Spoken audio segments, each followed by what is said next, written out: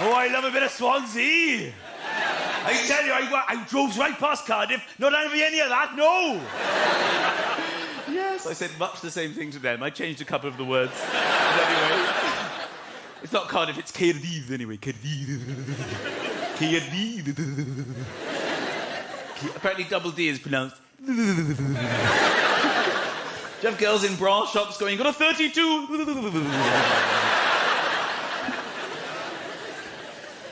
Yeah, I'm here, I made it. And I'm enjoying it all the more, of course, because I paid. I paid $5.40 on the toll. Always an exciting moment. I think it's almost worth $5.40 to have that moment when you stop and then you come through and there are no lanes. It takes a very strange sort of man who doesn't go, the race is on! Come on! Woo!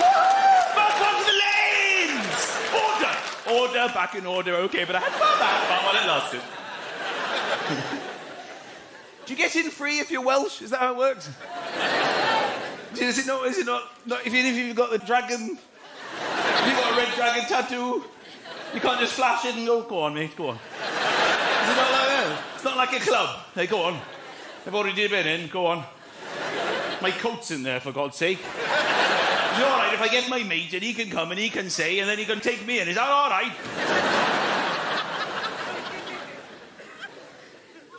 Bread of heaven, bread of heaven.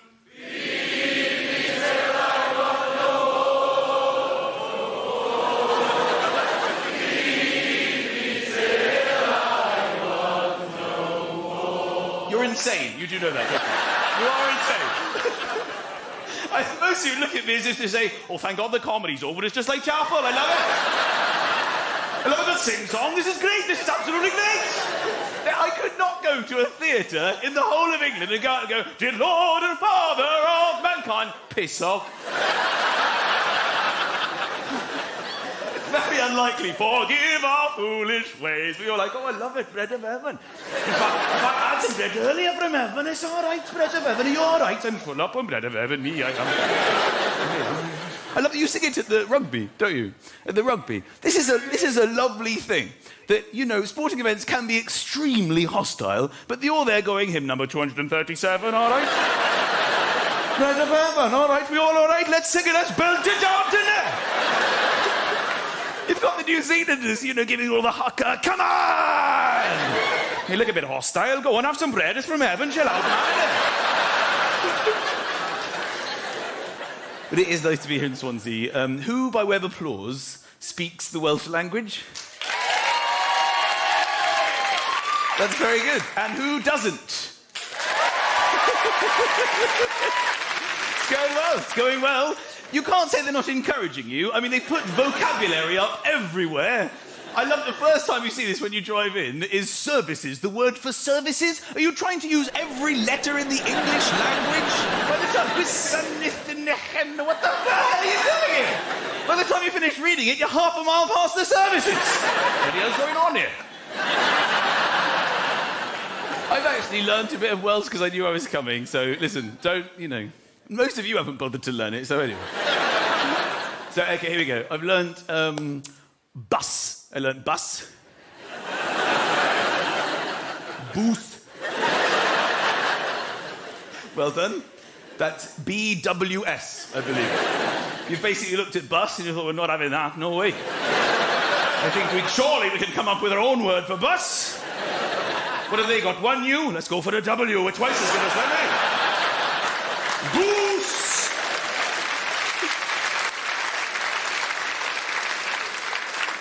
I've also learnt taxi, which is taxi. Why have an X with a C and an S to do the same job, innit? Go on, X, you got the night off. C, S, you're in. Go on. You're playing. But normally the X does it. No, not today. We're going different this time. My favourite, of course, ambulance. You even have it translated. This is ambulance and then ambulance. In case it freaks people out. If you didn't translate it, oh, bloody hell, if there's only a spaceship over there. There's lights and everything. Oh no, I've seen the translation. Panic over, it's an ambulance. All right.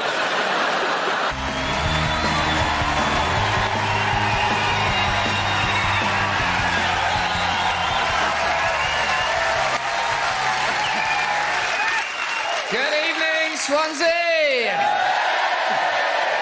Swansea people are such a great laugh. My mate from Swansea lost his middle fingers. And my other friends from Swansea, they were saying to him, don't like, make a claim or anything, or any of that kind of, claims blame, like, oh, we're up a ladder fixing a fire alarm. Nobody had switched the gravity off. My mates from Swansea got my mate who lost his fingers back on his feet simply by calling him Phones for You. I love Swansea, because I'm South Walian, working class boy, black fillings. Yes. I know some people, you might be thinking, what's he talking about fillings, Sebastian? Is he talking about the meat you put in ciabatta? Nothing wrong with that, you're middle class. Well done, you. Although I dare say there's probably a few people in here thinking, ciabatta? What's ciabatta? It's the Wookiee that flew the Millennium Falcon. That's class, isn't it? And if you don't know what you are, there's an acid test. Go home tonight. If you've got a widescreen TV that is too big for your front room, you are working class.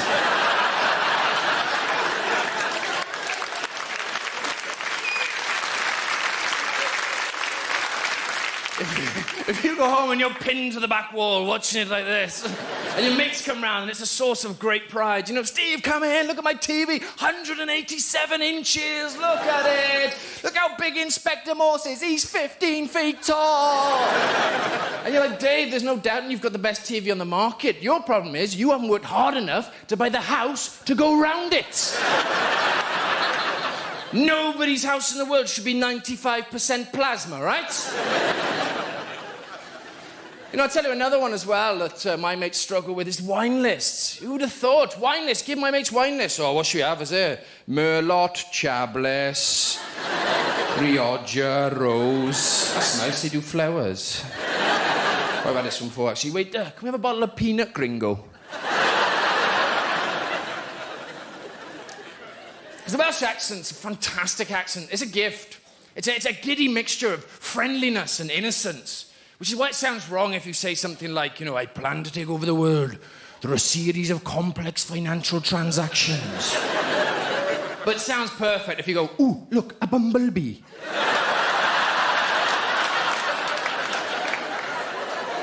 It's really difficult to say anything profound in a Welsh accent. I was in Spain with my friend, and I could see him sort of wandering down the promenade, all over the place. And I was like, how have you been, man? Look at the state of you. You've lost a flip-flop. Right? And he looked at his own feet, looked back at me and growled in his accent, lost a flip-flop? Oh, found a flip-flop.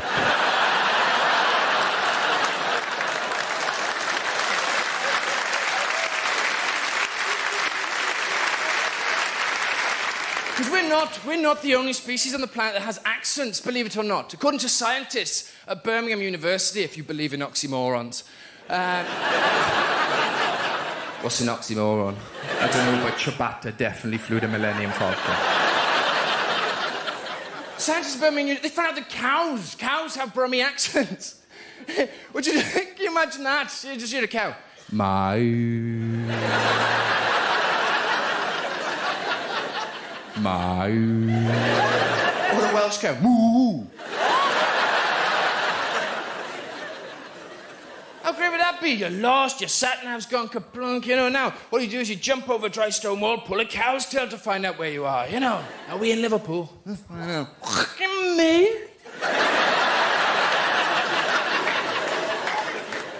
And the best thing? The best thing is, in Carmarthen Bay, not far from here, Carmarthen Bay, they found that the dolphins have Welsh accents.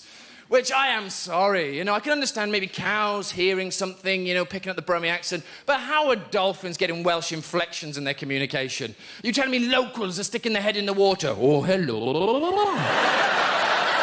You're a big fish. How can you even test for that? Doctors, come in, Mr. Dolphin. Oh, what is it, doctor? Is it about my asthma?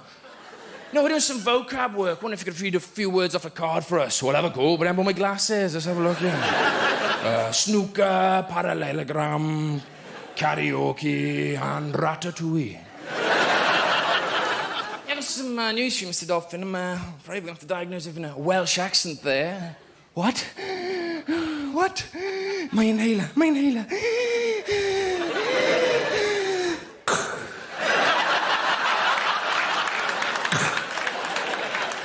How can I be Welsh? I've always been so careful.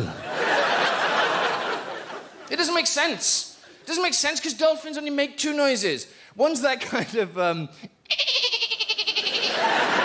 noise which they produce by pushing their tongue into the roof of their mouth. And the other noise they make is that kind of,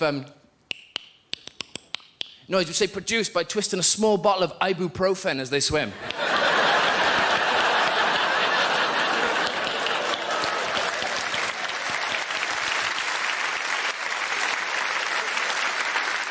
Oh yeah, you watch dolphins, man, always messing about, telling knock-knock jokes to each other.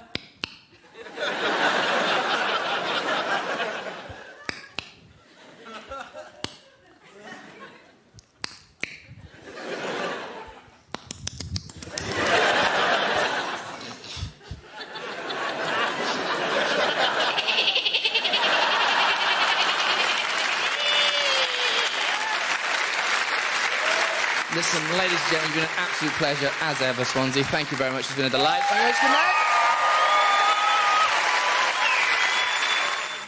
Hello, Swansea. How are you? I'm so excited. I'm on TV. I've done radio. I did radio recently. They called me in to talk about the Madonna adoption fiasco, because whenever anything happens that's deemed to be black, they round a few of us up and give us a microphone and go say something. I'm just standing there going, I don't know. I agreed with the adoption, because I think Madonna's doing a lot for the country, because when she got David, she donated 1.5 million to the orphanage he came from. And then other people criticise that and say, well, what she's actually done is gone to Africa and buy a black child for 1.5 million pounds. And someone said to me, surely you find that offensive? I was like, not really. I find it exciting because I've got 2 black kids at home.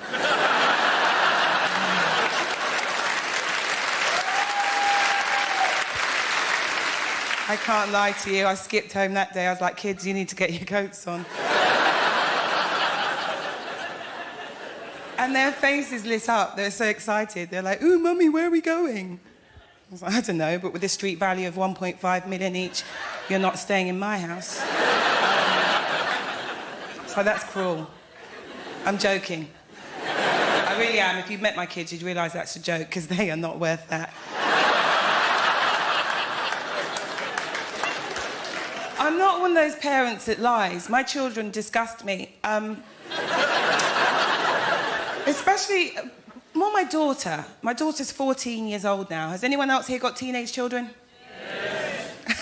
Do you hear that lack of enthusiasm? Yeah. Because it is. It's like, you know, you get a little baby, you take it home, and it's so sweet, and you forget it grows. And I feel like my daughter tricked me into keeping her. Because when she was little, she was so cute, and it's like she woke up on her 13th birthday and somehow got an attitude overnight. Like, everything that she does is over the top. And she came in at the end of last term, she kicked open the front door, and she was crying her eyes out. And I was really alarmed. I went, oh my God, what's wrong? She went, I hate my whole life. And I went, well, why? And she went, because I'm fat. I went, well, yeah. So could you at least have the common decency to be jolly?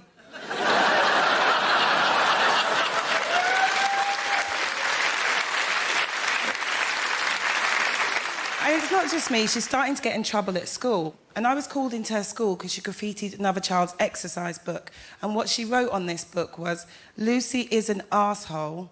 I know, my firstborn, I was so proud.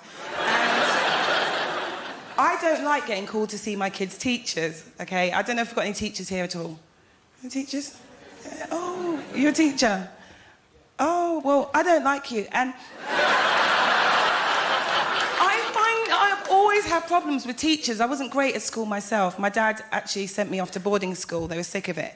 And he sent me to prep school in a place called Haywards Heath in West Sussex. Does anyone know it? It's nice around there, isn't it? It's quite villagey, it's quite posh, it's quite picturesque, and it's slightly racist, but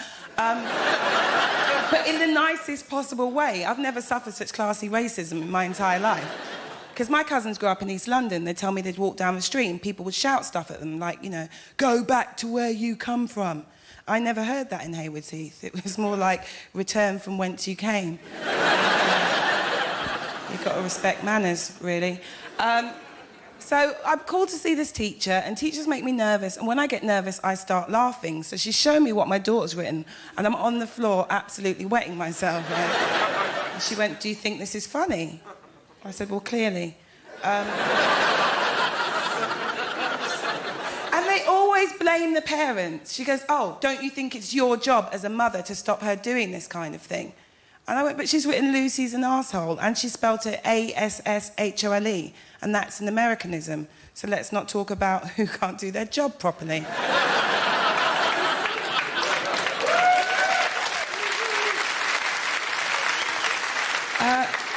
I had quite an interesting experience recently surrounding that whole gollywog Carol Thatcher scandal thing, because I wrote an article in The Independent about it, and basically, the gist of the article was, I don't want to be called a gollywog.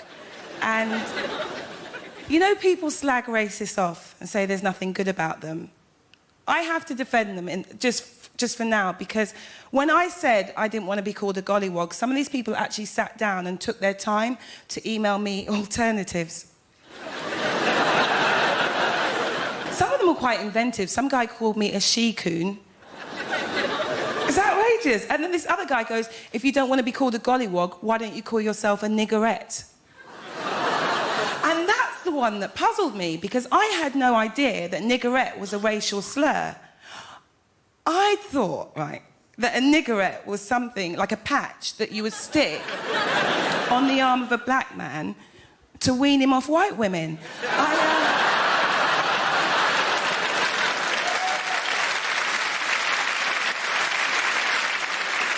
I have to go now. I think I should stop talking. Listen, you guys, thank you very, very much for listening. I'm having a doubt.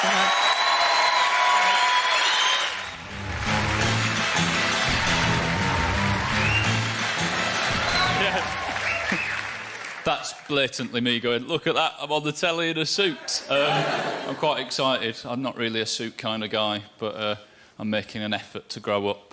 I'm failing, I think. I'm making other efforts to grow up.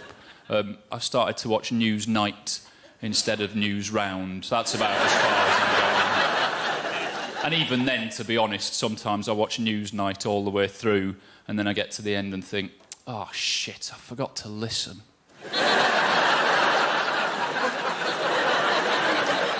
I've only gone and spent the whole of the programme wondering whether or not I really suit a hat. Which I don't think is what Paxman wants from a viewer, is it? It's difficult to watch the news at all at the moment, isn't it? Every day at tea time, shit yourselves! Worry now!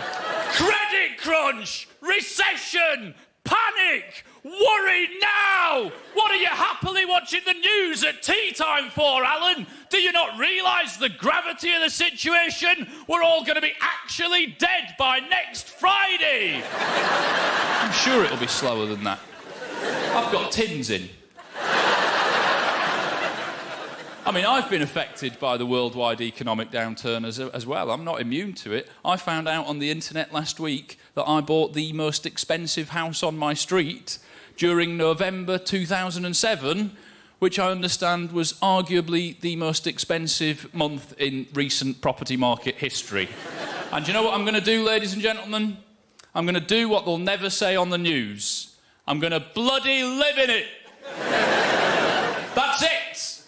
I'm going to live in it. I'm going to use the house for its primary purpose as a domestic dwelling, and I'm going to ignore its resale value, its actual secondary purpose that we've been convinced in recent years is its primary. I'm just going to live in it. They'll never say that on the news. Wouldn't it be wonderful if they did? If they got a financial expert? What about all these people that are trapped in negative equity?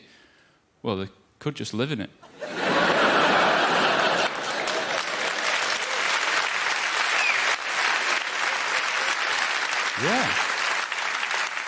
Yeah, I suppose they could. We're going to have to go straight to the weather. I thought this bit would take longer. I'm not saying I've got the answers, by the way. I'd hate to be Prime Minister. I wouldn't want that job for all the money on earth. What a horrendous job that is. What thanks do they get? Everyone hates them, and everyone thinks they could do it better. You hear people all the time. He's an idiot, this fella. What's he got to done that for? Why has he done this? He's an idiot. I could do that job standing on my bloody head. And you think, really? You? You're in a Wetherspoons at 3:30 in the afternoon? Wearing a shell suit? With shoes?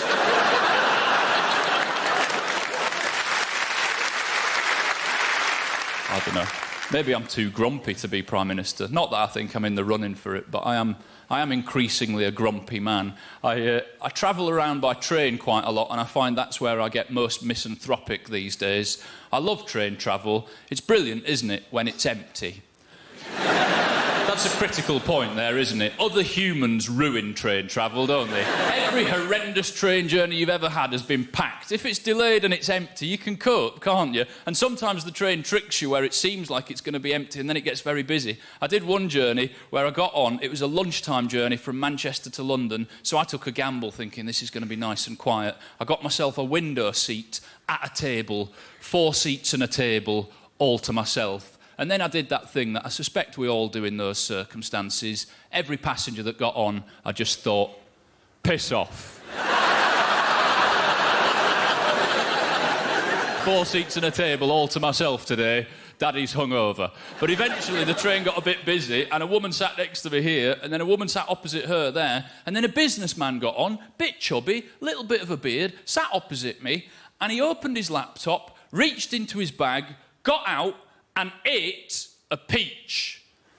Now, that's not the end of the story, but for the record, I think that's distinctly weird behaviour on a train. Who eats a peach on a train?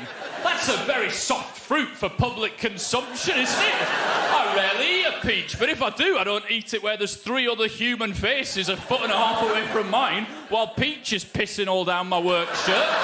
I'm staring at him thinking, why are you having a peach on a train? If you wanted the deliciousness of soft fruit, you could have had a little pot of raspberries. Pop, pop, pop, and I'm still ready for my meeting. What's he doing? In fact, the rare occasions I do eat a peach, I don't do it on a crowded train. I tend to eat a peach standing over my own kitchen sink. Just with peach juice running all down my chin. Run, you juicy little bugger. I've got my own kitchen roll here. I own this place. Well, a tiny, ever-decreasing percentage of it seems. Let's not get depressed about loan-to-value and negative equity during a juicy peach. I'm staring at this guy thinking, you're having a peach on the train, you haven't even got any kitchen roll here. Someone's going to have a dribbly laptop for the next 2.5 hours, and not in the way you normally do. Come on, we know it happens. Grow up. He finishes his peach, right? Doesn't even look around as if this might be a weird thing to do in public, moves the stone from one hand to the other, reaches into his bag, gets out and drinks in 3 consecutive gulps a full can of Red Bull. A peach and a full can of Red Bull together, as if they go together. Fish and chips, salt and pepper, peach and Red Bull.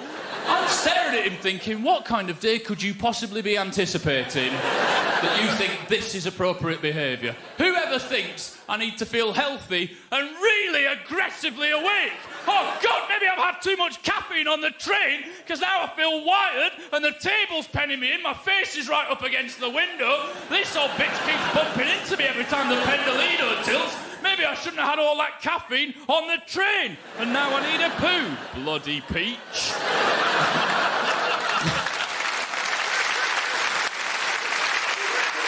It's been a genuine pleasure talking to you. Thank you very much for laughing at me. I'm Alan Cochrane. Cheers.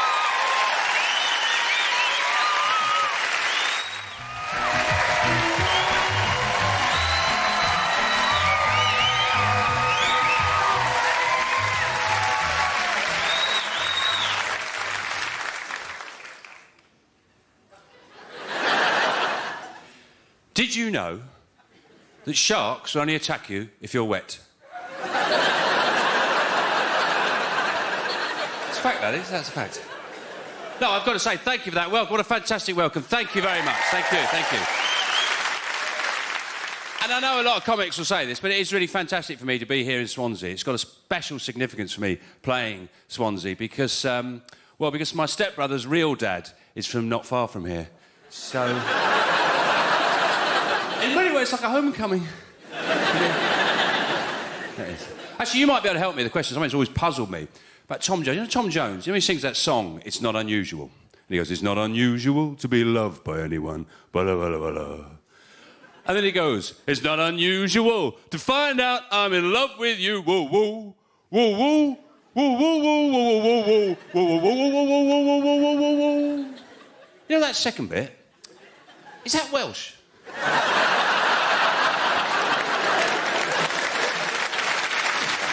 Just have a bit of that. Reading the papers today, the government are very worried about childhood obesity. They're very worried about that. I don't know what they're going to do about it, apart from strengthening seesaws. I don't really know what they can do. Yeah? The weird thing is, have you noticed, a lot of these obese children, a lot of these obese kids, they wear trainers.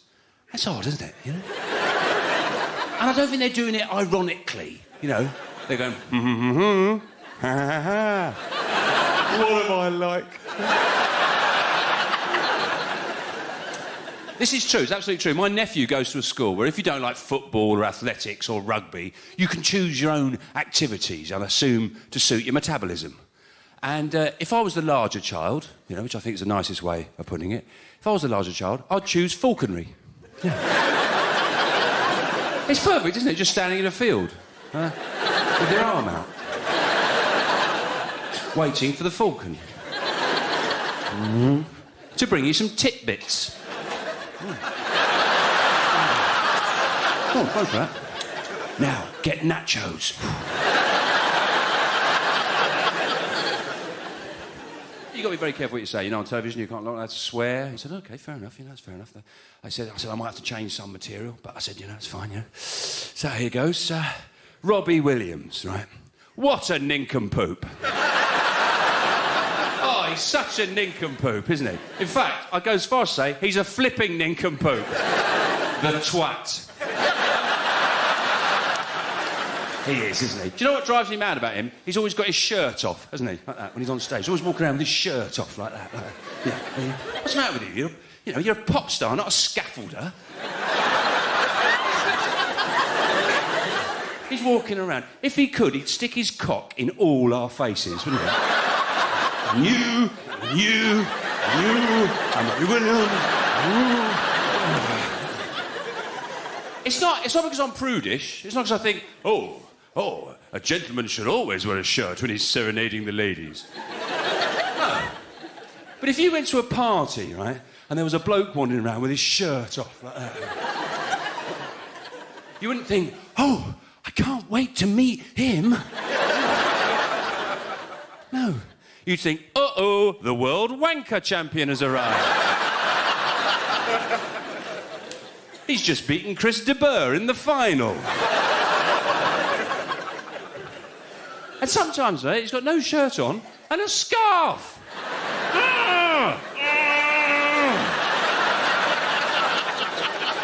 Someone who's got no shirt and a scarf has spent a little too long getting dressed, I think. Trying on shirts, tucking it in, I don't like that one, put that one on, no, I don't like it. Oh, I just won't wear anything. Ooh, a bit chilly, put the scarf on.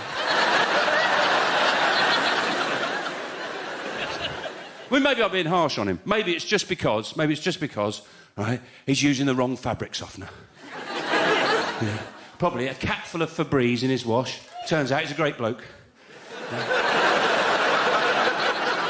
You don't get punchlines like that every day, do you? I don't get a lot of stuff nicked. Thank you. Now, one of the great things about doing this job, travelling around the country, you get to see what people think about stuff. And one of the things I'm quite interested in at the moment is how people feel about the environment. Is that something you care about here in Swansea? Yeah, oh, well, that's good. That's fairly positive. That's very upbeat. But no, I do. I do. I really care a lot. I'm quite interested as to why some people really, really care and other people couldn't give a shit, do they? They don't care at all. They just don't care. Some people, quite happily, they'd fly to the shops, wouldn't they? If EasyJet did a "we'll fly you to the shops" deal. Brilliant, I'm in. I can bring back more patio heaters. So the cat's nice and warm in the garden. while their neighbours could be shivering, drinking puddle water, chucking a sausage backwards and forwards, trying to heat it up. Come on. Because some people really care, don't they? Every single piece of environmental news terrifies them, like the ice caps are melting, sea levels are rising. The samba button on a Yamaha organ uses 10 times more energy than any other rhythm. Turn it off! And I do care a lot, actually. Well, not as much as I used to, because I went to America. Right? When I came back, I thought, what's the point? You know? Why do I bloody bother? Because the consumption levels over there are so much more extreme. You know, I just feel stupid now, really. You know, I'm at home recycling, washing out Marmite pots, you know. Must get all the Marmite out so they don't have to make another one. And they're drilling for oil in Alaska, mopping up with a seal pup.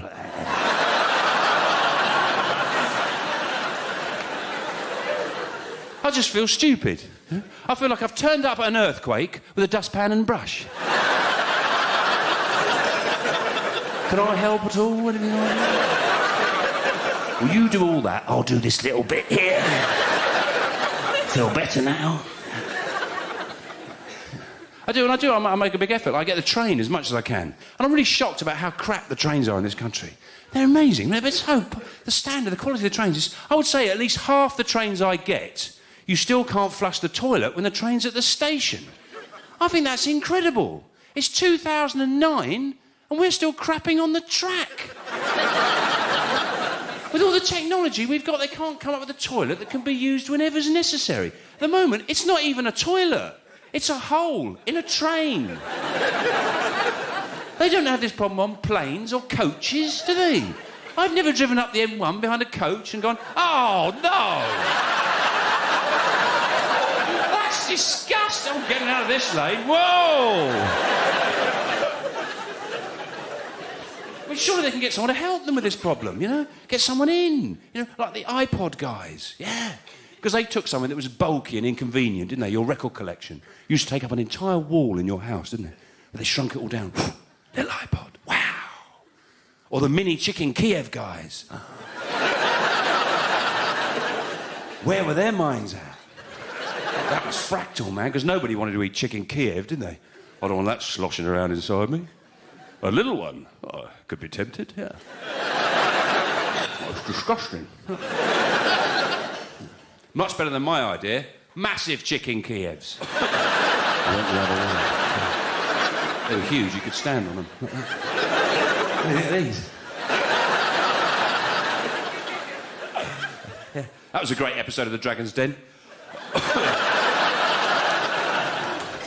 They didn't invest. Because I love that show, but they hardly ever invest in anything, do they? They just go, it's rubbish, you're mental, go away, you're a loony. You know? So I don't think they should do, because if you look in the shops, right, there's so many weird, stupid products for sale which people are quite happy to buy. They should probably let most of the stuff through. You know? I mean, there's a lot of products out there. I think that wouldn't get through the Dragon's Den. You know, if you went on the Dragon's Den and said, I've got this idea of these little castles, right, and they go in goldfish bowls.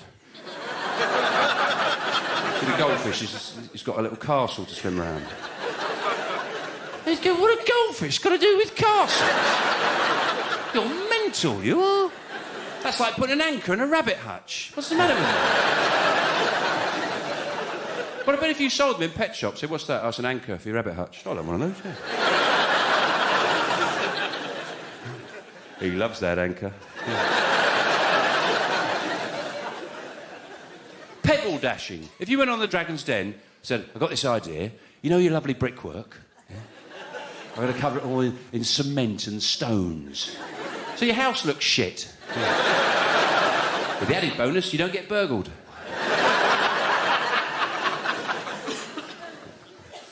Argos. If you're on the Dragon's Den with the idea for Argos, I've got this idea for a shop, right? It's got everything in it, but you're not allowed to see it.